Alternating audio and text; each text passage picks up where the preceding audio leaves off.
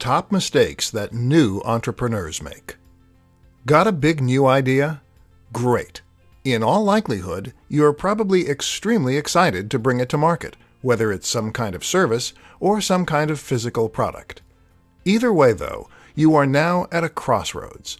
People have amazing ideas all the time, but it is rare that they actually do anything useful with those ideas. All too often, those ideas don't come to anything because the person with the said idea never takes a chance on it, or because they go about it in the wrong way. Here are some of the most common mistakes that have robbed the world of truly incredible ideas, and what you can do to prevent the same fate happening to your own innovations. 1. Not validating the idea.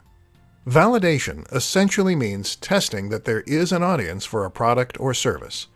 Having a great idea is one thing, but having a great idea that will sell is another. And if you want to make this a business, then you need to be able to sell it. To find out, you need to do some kind of trial run. This could mean selling a beta version, taking pre-orders, or running a Kickstarter. Anything as long as you are actively testing to see if the demand is there. 2.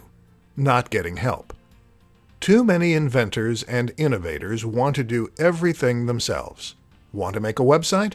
Then perhaps you think you have to create the logo yourself and learn HTML and Python. No.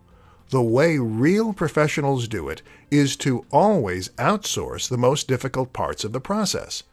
This will save you time, and it will also result in a more professional final product, because it will be built by people who do this stuff for a living. 3. Not telling anyone the idea. Why don't entrepreneurs get help? Often, it's because they don't want to tell people their ideas. Well, that makes it very hard indeed to get funding or even advice. If you're serious about your idea, then you need to start talking about it as soon as possible.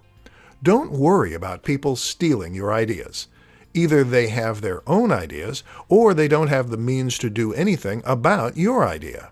The best way to protect an idea is to do it first and to do it best.